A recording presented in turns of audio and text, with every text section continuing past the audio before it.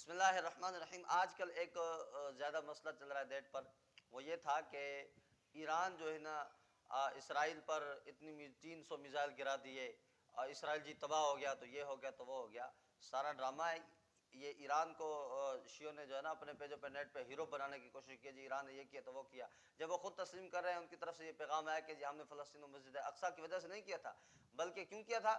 وہ کہہ رہے کہ ہمارے سفارت خانے پہ ہوا تھا حملہ، ہم انہیں اس کے جواب میں وہ کارروائی کر دی ہے۔ تو اس کو بیت المقدس اور مسلمانوں کے ساتھ جوڑنا، یہ تو وہ خود اس کا رد کر رہے ہیں۔ نمبر 2، 1986 میں جو خود بیت اللہ پہ حملہ کر رہے ہیں، تو ان بیت المقدس کے خاک وہ تو جو ہے نا ان کی حفاظت کی بات کریں گے۔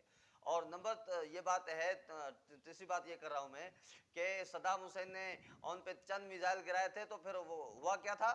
ہوا یہ تھا کہ ان کے 50,000 کے قریب اسرائیل کے بندے مرے تھے۔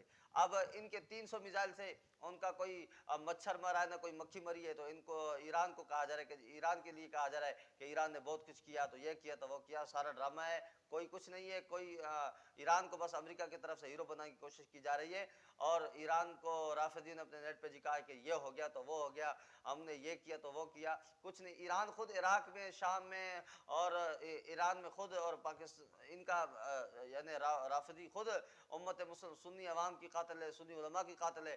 وہ ہزاروں لوگوں کو شہید کر رہے ہیں اور ہزاروں سنی عوام کو شہید کر رہے ہیں، وہ مسلمانوں کی حفاظت کے لیے خواہ کرے گا، جبکہ خمینی خود تسلیم کر رہا ہے اس بات کو، اپنی کتابوں کے اندر لکھتا ہے کہ ہم پر جہاد فرض نہیں جب تک امام مہدی کا ظہور نہ ہو۔ تو ایسی باتیں عوام کو بتا کر جی ایران نے یہ کیا وہ کیا، کچھ نہیں ہے، سارا ڈرامہ ہے، اور امت مسلمان کو فلسطین کے حوالے سے ذہن ہٹانے کی وجہ سے باتیں ہو رہی ہے۔ اللہ تعالیٰ سے دعا ہے کہ ایران کے مکر چہرے سے امت کو محفوظ رکھے۔